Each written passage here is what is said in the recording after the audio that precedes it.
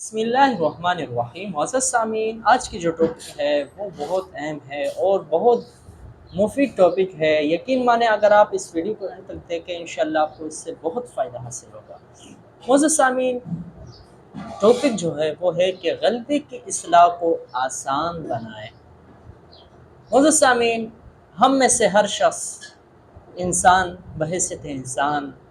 بشر کے انسان سے غلطی ہوتی ہے۔ کبھی غلطی چھوٹی ہوتی ہے اور کبھی بڑی غلطی ہوتی ہے، لیکن غلطی کی اصلاح ممکن ہے۔ جتنی بھی بڑی غلطی ہو اس کی اصلاح ممکن ہے، لیکن اگر معاملہ 100% خراب ہو گیا ہو تو بھی اگر ایک حد تک انسان کوشش کرے تو بھی اصلاح ہو سکتی ہے۔ اب دیکھیں، اگر دو طرح کے لوگ ہمارے ہاں جمع ہو جاتے ہیں، ایک وہ ہے جو اپنی غلطی کی اصلاح کی کوشش میں ہوتے ہیں اور ان کو اپنے اوپر ایک اعتماد ہوتا ہے، وہ اس غلطی کو درست کرتے ہیں، اور کچھ وہ لوگ وہ ہے جو اپنی غلطی کی اصلاح کرنے میں وہ کوشش نہیں کرتے،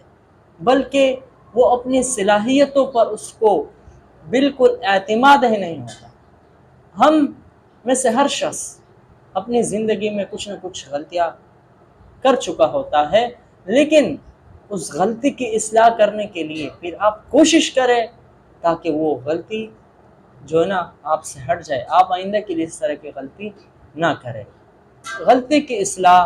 ایک انسان کے لیے اگر اپنی ذات کے اوپر اس کو صلاحیت ہو تو اس کے لیے اچھے ماحول وغیرہ یا اسی طرح جس طرح اس کو ممکن ہو اور وہ سوچ سکتا ہو تو وہ اس غلطی کی اصلاح کر سکتا ہے۔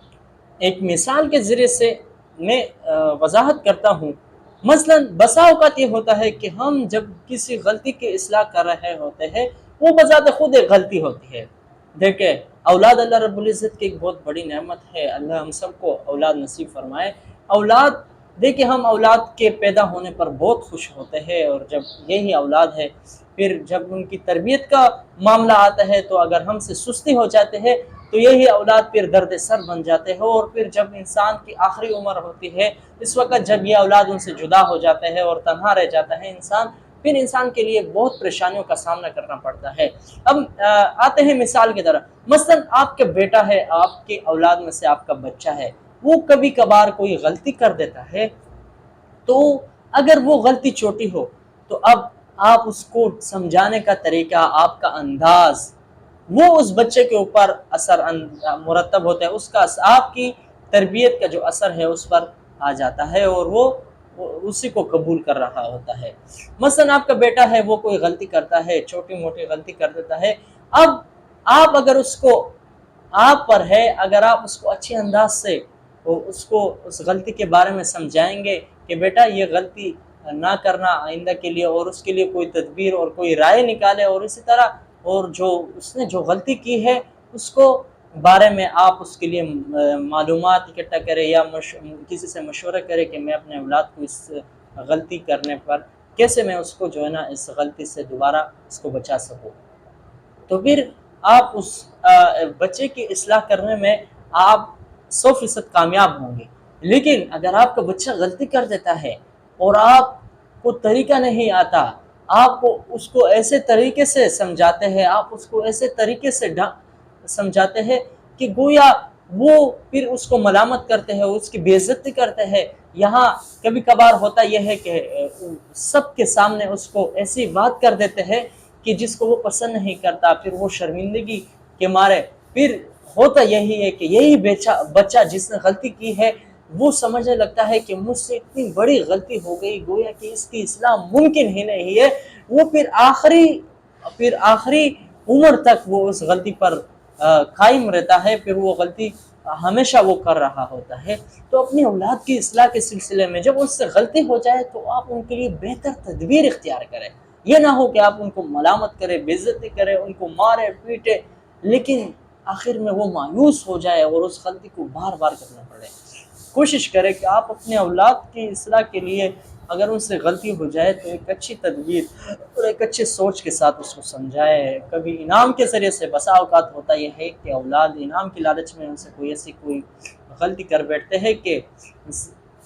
تو اولاد کی اصلاح کے سلسلے میں آپ پر ہے کہ جب آپ اپنی اولاد کو اچھی طریقے سے سمجھاتے ہیں تو پھر اولاد پر اس کا اثر ضرور مرتب ہوتا ہے۔